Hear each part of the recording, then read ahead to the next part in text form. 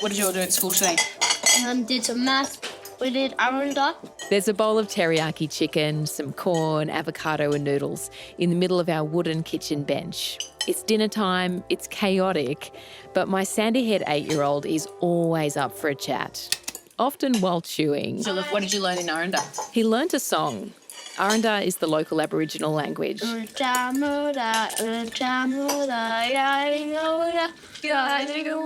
The three kids know what I'm working on, but we don't really talk about it. So my husband cheekily asks them a question. What does everybody think about Pine Gap? I think that's really good. Do you? Why's that? Because, it's an army force, kind of. Right? Yes. Some island is, aiming a missile there. Who told you that? My son names a boy from his Alice Springs primary school around the corner from our house. Does your friend's dad work at Pine Gap? Yeah. And why is the missile aimed at us? Because, we're spying on countries. This could be a tall tale, but I suspect some of it's true. He thinks nothing of it as he reaches for some more avocado. He's crazy for it. I'm honestly a bit thrown by how casually my kids are discussing the possibility of a missile attack on their little town in the middle of Outback Australia. We've never had a conversation like this before. No one talks about Pine Gap, even though a huge chunk of the town works there. Life feels pretty carefree here. But back in the 70s, the nuclear threat was considered real for kids growing up in the Cold War. Which is why, when that red wine soaked the desert earth, sealing the deal between Australia and America for a secret place on the fringes of Alice Springs, it wasn't necessarily seen as a bad thing. People could turn a blind eye to the disappearances and strange happenings. It gave the US the edge over the Soviets, gathering information about their missiles. But when one rising politician in Australia wanted answers about what exactly was going on there, promising to reveal everything to the Australian public, rumours began to swirl about just how far folk in Washington would go to protect the secrets of Pine Gap. I'm Alex Barwick, and I'm trying to find out what on earth is happening in my backyard. This is Spies in the Outback, Episode 2. Politics, pressure and protest. But it's clear that we've won handsomely in New South Wales and Victoria. There's a glass vase full of flowers on the shelf behind Gough Whitlam's head. Paintings hang on the bare yellow brick walls of his lounge room, currently crowded with reporters. It's election night. Mr Whitlam is now going out into the garden to join the hundreds of supporters who are just clamouring to congratulate him. The brand new Prime Minister of Australia, Gough Whitlam, has presence. Women are now kissing him, men shaking his hand. Wearing a button-up shirt and patterned tie, he towers over the gathering in his front yard. It feels casual, very Australian, but it's a big moment for the country. December 2nd, 1972, saw Australians vote in a Labor government after decades of Conservative rule. And this progressive leader had a big agenda. He wanted to end conscription to the Vietnam War, introduce free education, and, of course, he gave a promise that he would tell the Australian public a lot more about what Pine Gap did. That's Brian Toohey, who was working out of a shoebox office for the man who would become Whitlam's Defence Minister, Lance Barnard. Toohey was preparing papers and writing speeches. What were his worries about Pine Gap? You couldn't pretend you're a sovereign nation if the leaders didn't know what this base did and weren't able to tell the Australian public basically what it did. They had no clue about whether it might become a target or whatever. There now need be no secrecy because Mr Barnard and I can find out whatever we want to. Step 1 for the incoming PM. Whitlam would get a briefing from his Defence Department, and a key agenda item was the secretive Pine Gap base. There is an absolute and complete requirement in the Australian Public Service that you can't lie to Prime Ministers. You can't take it on yourself to say, I'll decide what's going to be kept secret. And that's what happened with that briefing. Freshly elected Gough Whitlam met with Brian's boss, Lance Barnard, and a man named Arthur Tang, the head of the Australian Defence Department. And it happened almost immediately, before all the votes had even been counted. This guy Tang wanted it done. He was very keen to have them so early, so there was no time for staff to do any background material to them. See, he didn't want Whitlam coming in prepared with awkward questions about Pine Gap. Tang came along and he said basically that there was nothing they could be allowed to say, and that was just ridiculous. He said the one thing he could tell them was the bases could not be used in any way to participate in a war. Well, of course they do. As a result of these briefings, what did Gough Whitlam tell the Australian public? Nothing. Gough was left with being unable to tell the Australian public what happened at Pine Gap. So Whitlam had nothing to say. Meanwhile, in Alice Springs, the housewives enjoyed the fancy new shopping options. Everything rolled on. Most people oblivious to what was really happening just over the range in that American base. The once sleepy town was growing. The population had doubled since the base was announced. But this new prosperity came with strings attached. Suddenly, there were hostile eyes on the other side of the world, fixed on a small community in the middle of Australia. And what happened thousands of kilometres away suddenly raised the stakes for Alice Springs. And now to the Middle East, where the bitter fighting between Israeli and Arab forces has entered its fourth day, with conflicting reports of which side is winning. Israel and the Arab states had been in and out of conflict for decades, as the peace brokered after World War II crumbled again. 1973 saw more bloodshed as tensions rose. The US and the Soviets each backed in their opposing allies. US President Richard Nixon believed a nuclear strike on Israel from the Soviet-backed Arab states was imminent. Pine Gap's intelligence on the Soviet Union's missiles was more important than ever, making it a serious target. Nixon put Pine Gap on red alert. Suddenly the threat of a nuclear bomb being dropped on Alice Springs wasn't theoretical, it was an actual possibility. And there was one more problem. Whitlam got upset that he hadn't been told in advance. He was blindsided. He should have been told. It was in writing. Knocked out by Australian officials with their American counterparts that Australia would be given advance warning. So Alice Springs was a real and active target for nuclear obliteration. On red alert.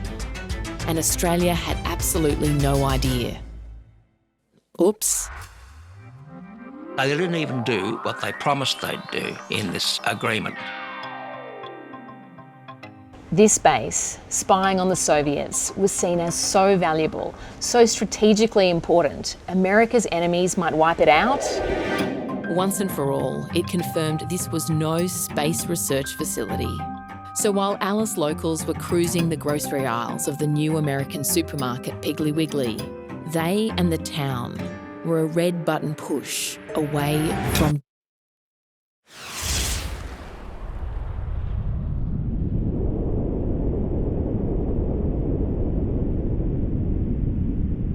The effects of a nuclear weapon explosion, the immediate one is heat and force of the explosion itself, and then you'd have the fallout in those dusty, arid areas. Winds can blow radioactive sand a long way, so they can do is blow big nuclear clouds, and then later on, the long-term radiation effects. What would be the damage to Alice Springs itself? Well, a fair bit. Would kill you in most cases. This is my outback town Tui's talking about. The oval where my son plays soccer, the bakery and the mall where I meet friends for coffee. It's hard for me to imagine, but Australia was now tangled up with the US in an all-too-real Cold War. And Whitlam was sick of the secrets. By now, Brian Tui had moved on from his shoebox office in Canberra. Turns out he wasn't fated for a long political career. He and his boss, Defence Minister Lance Barnard, parted ways just 7 weeks into government. But Brian's interest in Pine Gap didn't end there. After basically being told not to ask questions, he became a journalist who did nothing but ask questions about Pine Gap. And he followed what happened next very closely. Whitlam greatly alarmed the Americans in 1974. After all this secrecy from the United States, Whitlam decided to shake things up on the floor of Parliament. There was a question about would a Soviet base be allowed to set up in Australia. The Australian government takes the attitude that there should not be foreign military bases, stations, installations in Australia. Yeah, that's not Whitlam's voice. It's straight from Hansard, though, the official record of what is said in the Australian Parliament. It wasn't just about a possible Soviet base. He was also raising questions about Pine Gap's future. He refused to commit to extending the Pine Gap Agreement, that Australia would continue to host this Outback spy base. The Americans were incredibly alarmed about that. As contingency planning there, the embassy, the whole of the US Defence Department, said that they'd shifted to Guam, a Pacific island that America owned. The Americans were so worried, they started to look at relocating Pine Gap. Heated messages started flowing between the two countries of this so-called joint base. And this is where political history all gets a bit murky. There's a lot going on for Gough Whitlam outside of the Pine Gap mystery. I'm not going to cover it all here, but if you look up Whitlam and loans affairs, supply blockage, constitutional crisis, you'll get a sense of the drama that unfolded. It's complicated. But the Australian Prime Minister's push to publicly reveal the truth about this secret place in the Outback coincided with his political death.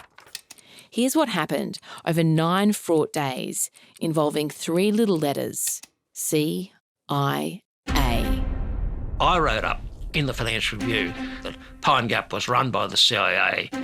The paper came out on November the 3rd. This is big.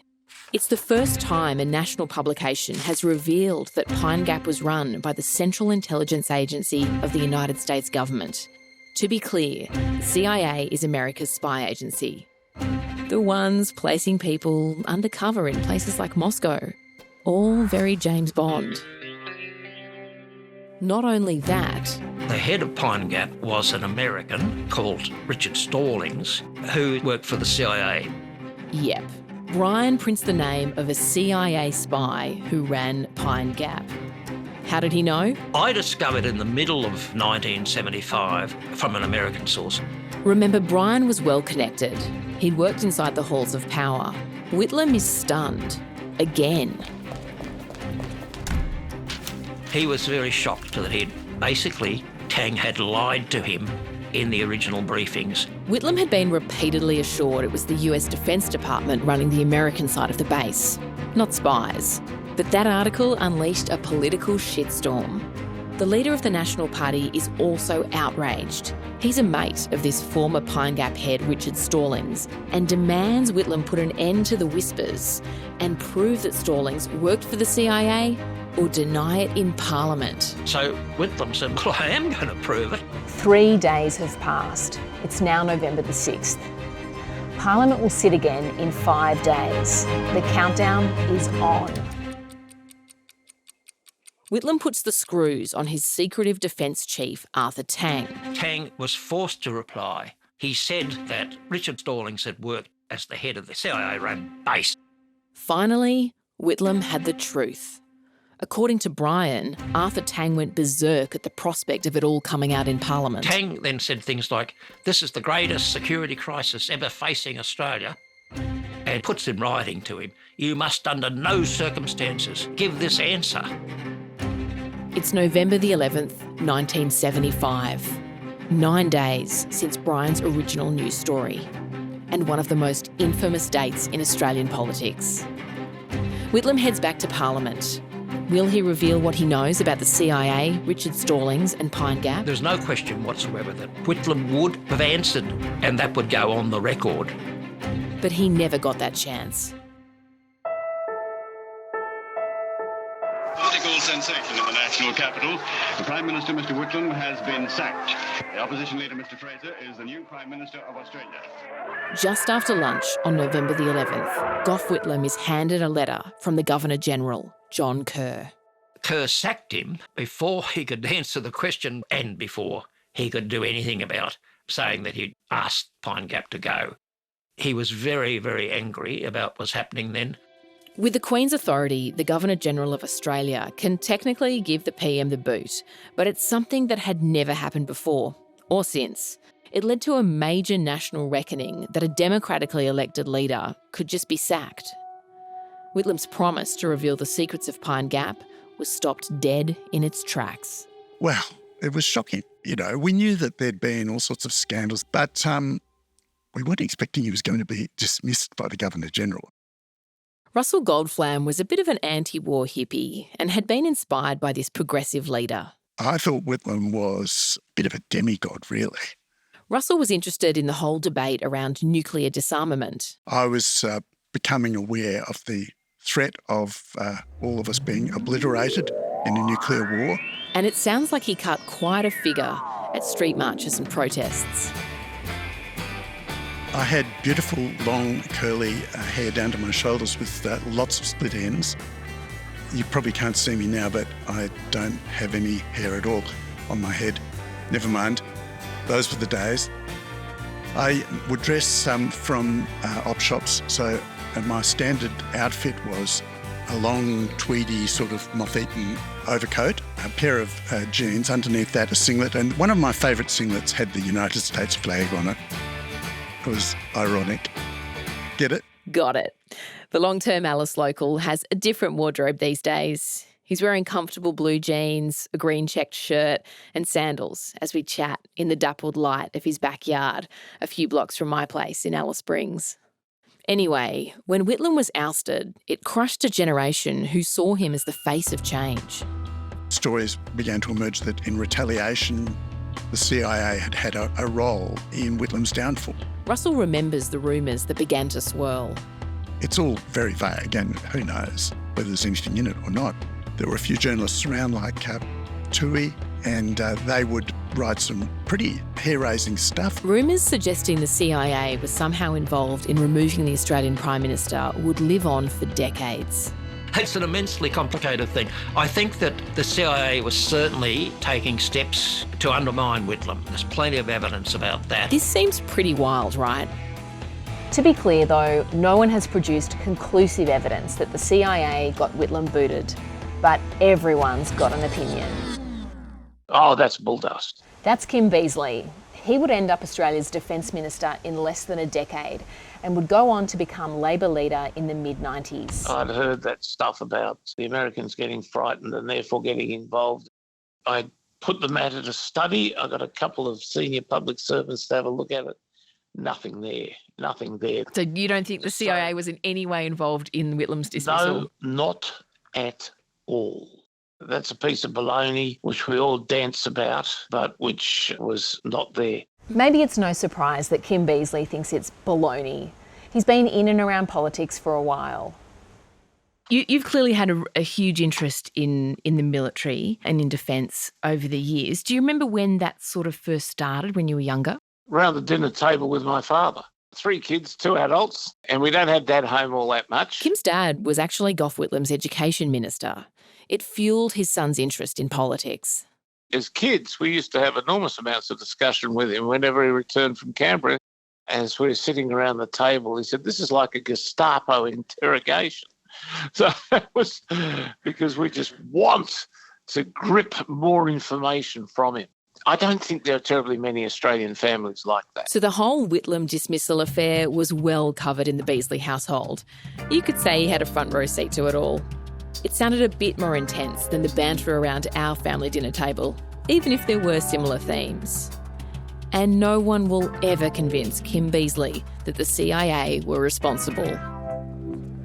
Back in the suburbs of Alice Springs, there was another young man who'd been buoyed by Whitlam until it all fell apart. There was the enthusiastic joy that everything was going to change. Philip Nitschke sounds like an eccentric character. He was printing posters like the world depended on it, Close Pine Gap, they read. No nuclear targets. Young Nitschke was on a mission. We saw Pine Gap as being instrumental as a sort of a necessary part of any kind of global conflict which would lead to the annihilation of the human race. He was part of a growing group of locals unhappy about the spy base on the outskirts of Alice Springs. Australia just seemed to adopt this slavish adoration and acceptance of everything that the US did. Pretty heavy, right? But let's back up for a minute. Philip is that kind of guy. He's sometimes referred to as Dr. Death for his advocacy of euthanasia. In 2015, he burnt his medical registration certificate, ending a 25-year career in medicine because he wasn't prepared to compromise his principles in a fight with the Australian Medical Board. He now lives in Amsterdam. I'm on a houseboat. I'll swing the camera around and you can have a look right down the canal. Before Philip became a troublesome doctor, he was a troublesome university student studying physics. I'd come out of university and I'd been pretty disenchanted with my research work. It's never been absolutely proven, but there was a fair amount of evidence that much of my research into lasers was being funded by, as I saw it in those days, the US war machine. So he packed that in and became involved in the land rights movement. When he's focused, he's all in. I wanted to be where I saw was the cutting edge of social issues, and the Territory was where it was, to my mind, all happening. In 1976, that place was Alice Springs. I discovered this advertisement for a ranger at Simpson's Gap. A popular spot for tourists to the west of town, home to black-footed rock wallabies and a permanent waterhole. I remember the interview was a little strange. Well, they said, "What the hell are you doing here?" The PhD in physics wasn't considered to be of any use whatsoever. But he got the job anyway. Philip Nitschke was now an overqualified parks ranger. As he learned more about it, his focus shifted to Pine Gap. And that's why we find him living in a share house, building a secret laser in his bedroom to use on Pine Gap. I have no idea how, but he did the PhD in physics, not me. And there's paper all over the lounge room.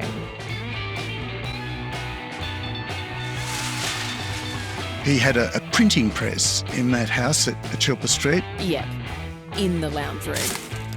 Russell Goldflam, with the long curly locks, would leave the comfortable suburbs of Perth for Alice Springs, and he remembers Philip well. Nitschke was the archetypal ratbag. What do you mean he was a ratbag? He struck me as not using conditioner or possibly even shampoo. So he had that scruffy look about him on purpose. You know, he didn't suffer fools gladly, and he didn't go out of his way to be charming.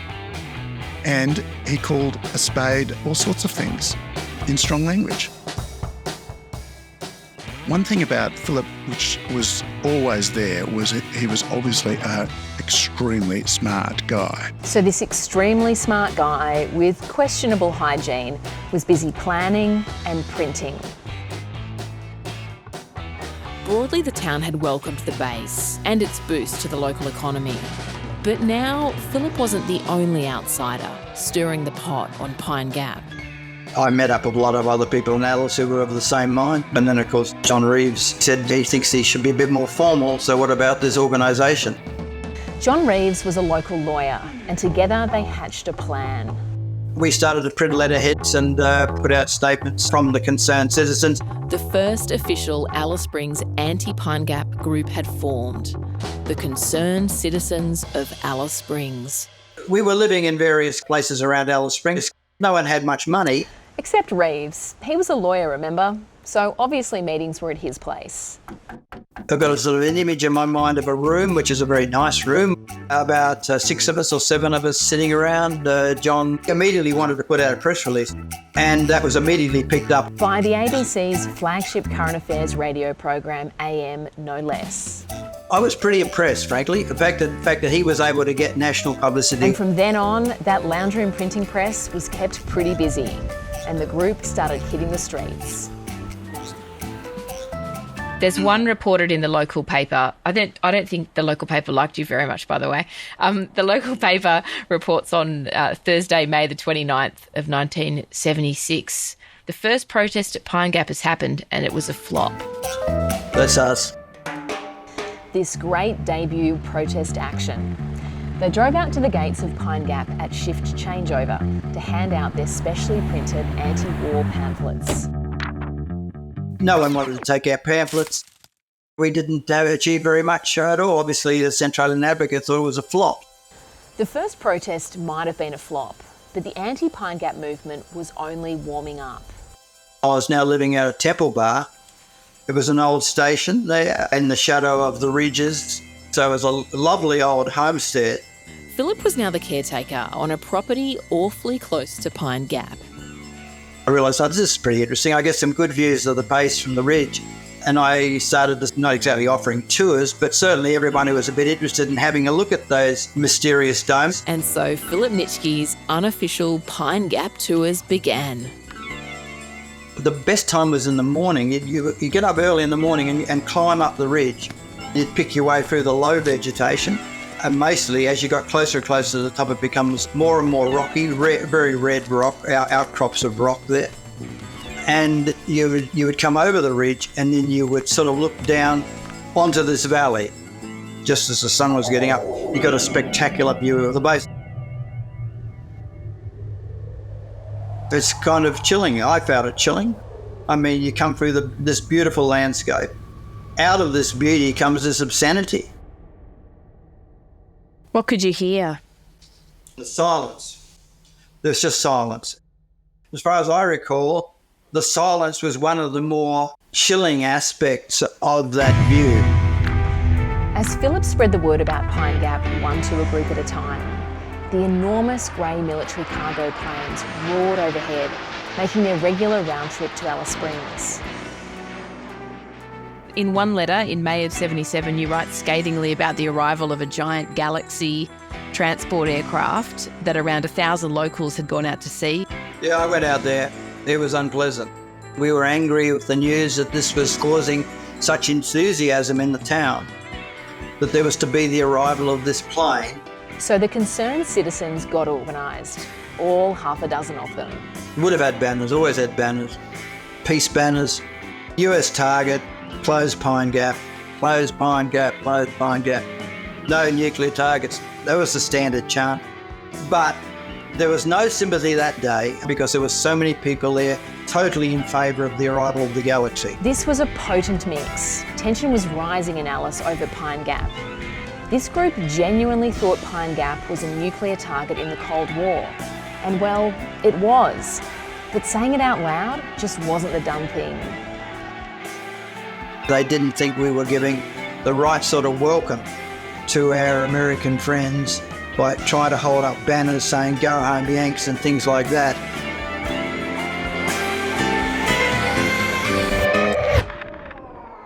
And that's when he felt it. It came from over his shoulder. It was wet, but not cooling wet. Yeah, I got spat on that day. Who spat on you that day? Don't know. So I remember pretty vividly having to clean myself up. And someone said, "You've just been spat on." Ever since the base opened, Alice Springs residents had been making an effort to welcome the Yanks with their neighbourly food parcels. And now there were people like Philip pushing back. Lines were drawn, those that supported the base and those that wanted it shut down. And this was just the beginning. Living with a gun pointed at their head seemed to be something that they were well and truly able to live with. I don't know how people were so readily able to dismiss what was an obvious threat. It was a sort of a them and us kind of sentiment. There was a sort of idea that we were kind of smarter and better than everyone. I don't know about better than everyone else, but we understood the problem. And the town itself was sort of sleepwalking into oblivion. You might have noticed something missing in all this so far. The women. It's all been pretty blokey. And that's because, well, Australia in the 60s and 70s, right? But the men made a mistake dismissing the women as housewives with nothing to say. They had a lot to say. Around the country, they started to gather and plan. They had their eyes on Alice Springs.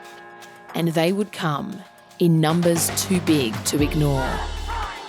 It was a feral bunch, which was pretty exciting to me. We looked a little wild, I think. I think people were horrified. This is Spies in the Outback.